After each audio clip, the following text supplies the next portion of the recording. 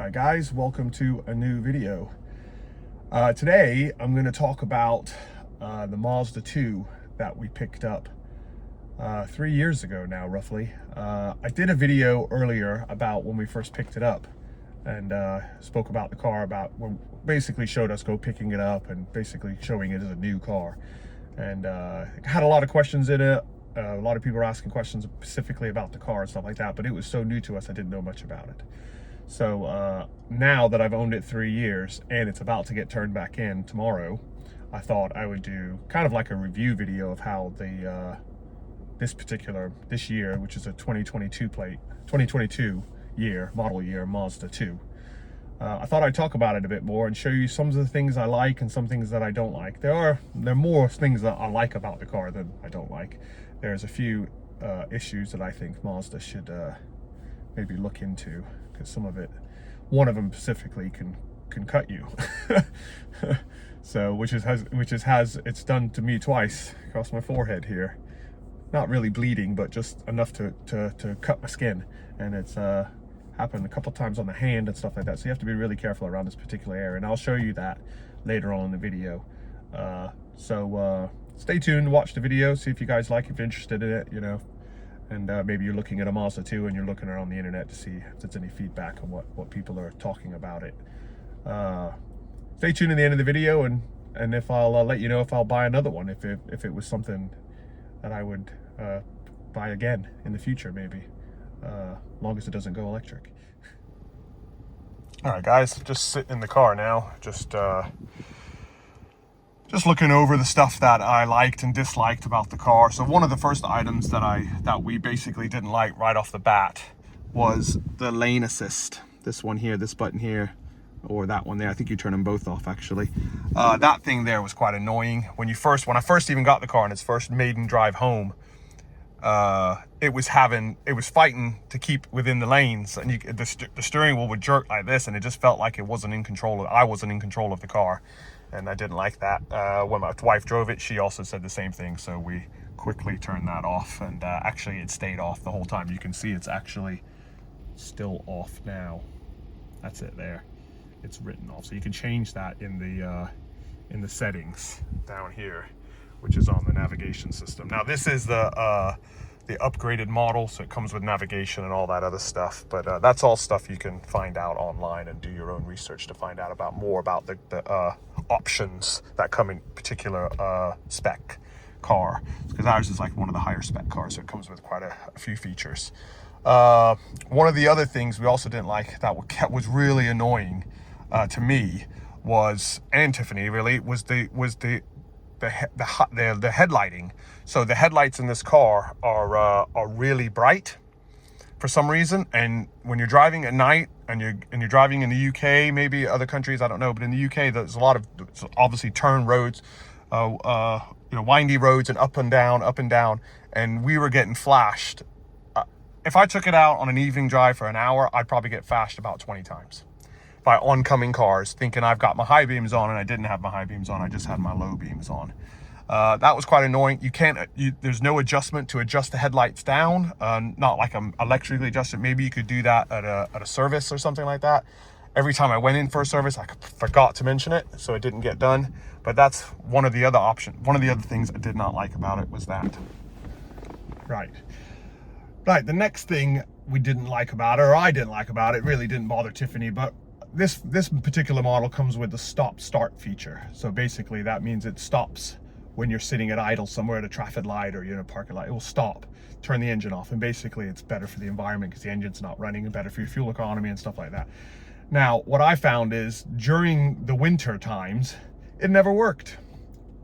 I could not get it to work during the winter time. Countless times, just sitting there thinking, why is it not turning off? It didn't make any sense to me. Come to find out, what I think it is, maybe wrong, maybe a Mazda person could be more feedback on this, but it's because it's winter. The battery was cold. You think as the engine warmed up, the battery would warm up, everything would warm up, still didn't work.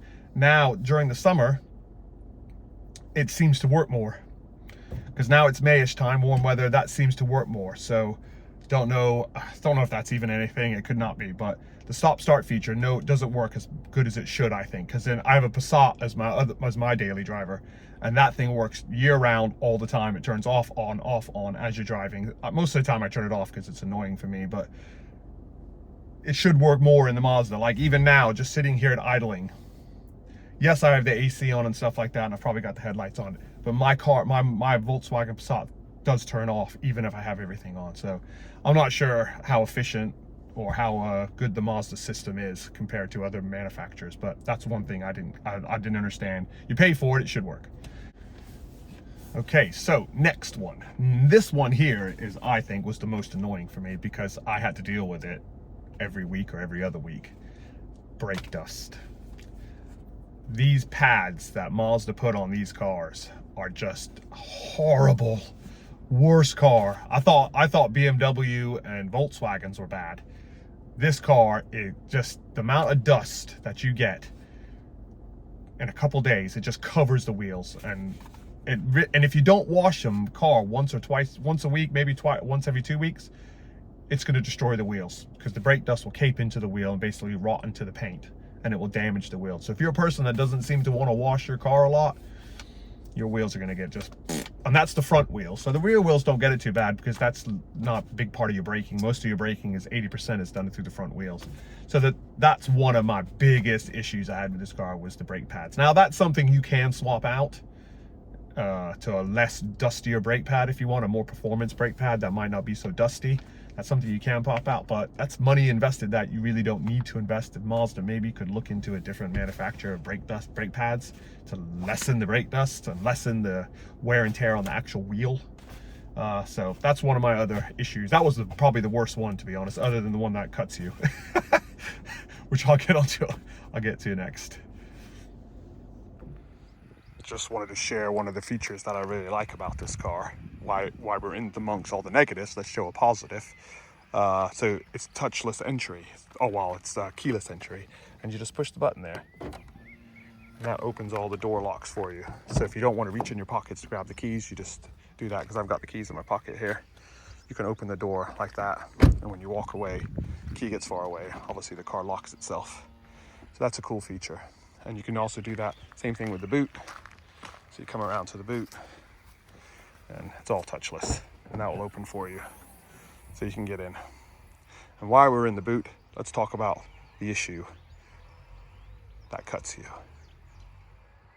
Okay, I'm standing in the back of the car now, and I'm going to show you one of the things that made me curse a few times and say, why? Damn you, Mazda. Anyway, I'll show you now. Let's flip the camera around, I'll show you.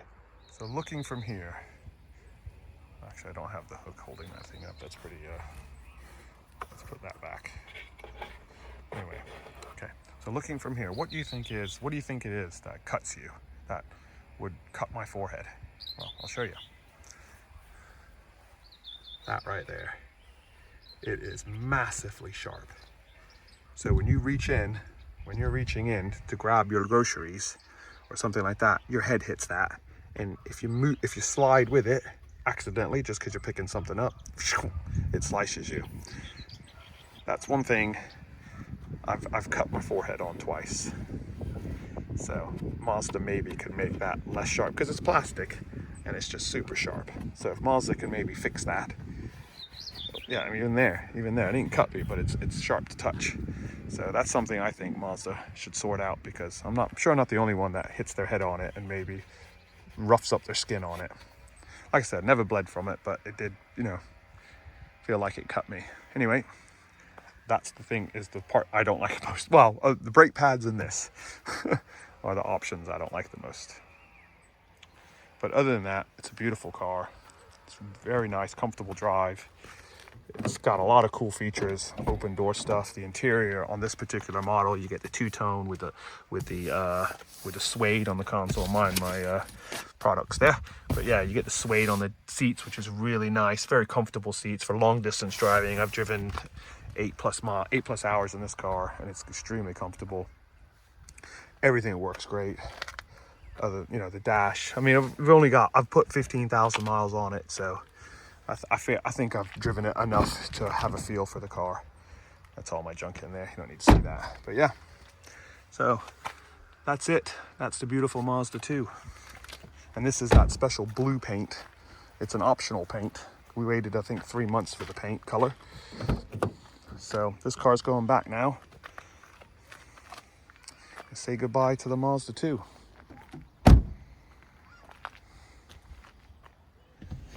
Right, back in the car, sitting in the AC, nice and comfortable. So let's talk about, would I buy this car again? Yes, I would buy it again. It's a brilliant car. It handles really nice. The 1.5 engine really revs really good. It doesn't make a huge amount of power. I think it makes 120-ish horsepower, something like that. It's not fast, but it's peppy. It's good in the corners. It's all standard. It's good in the corners, probably maybe because it's got decent tires on it. Yeah, paint works fine. 15,000 miles on it, roughly. Only I think one chip in the front bumper from like a rock or something like that. Doesn't get really a lot of paint issues. Like I said, I've never polished it because it came with like a Mazda protection paint on it. I never polished it, never waxed it. All I did is wash it. So yeah, 3 years of ownership, and I would say it's a very nice car, very comfortable car, good on fuel. Everything worked on it.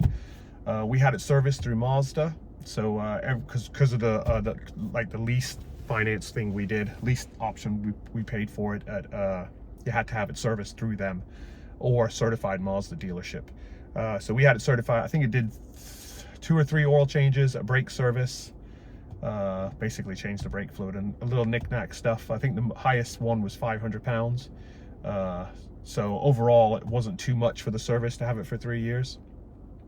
Yeah, so insurance is cheap on it, road tax is cheap on it. So it's for what it is, a little hatchback little sporty car. It's pretty good. I would definitely recommend getting one if you're interested in looking at one. Just make sure you get the right one for you, low mileage maybe, and change out the brake pads if you do get one. But yeah. Hope all in the video there, guys. I hope you guys liked the video. Hope it's something you were interested in, maybe, if you're looking into a Mazda. If you like what you saw, please leave me a comment down below. Maybe there's something I missed out or something you don't agree with on some of the stuff I mentioned. Give me a thumbs up if you think it was a great video and it helped you out when you're looking at a Mazda 2 specifically. And I'll catch you guys on the next video. Thanks for watching. Take care.